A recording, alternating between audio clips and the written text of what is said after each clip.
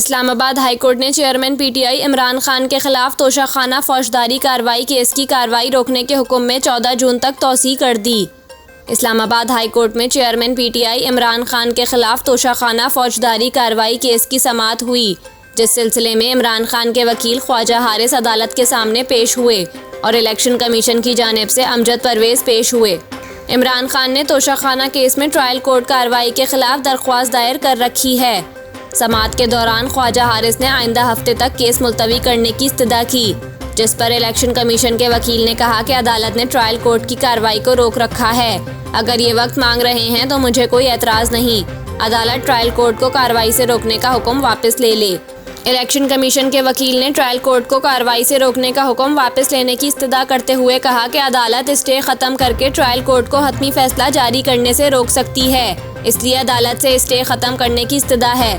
बाद अज़ां अदालत ने चेयरमैन पीटीआई के खिलाफ तोशाखाना फौजदारी केस की कार्रवाई रोकने के हुक्म में 14 जून तक तौसीह कर दी।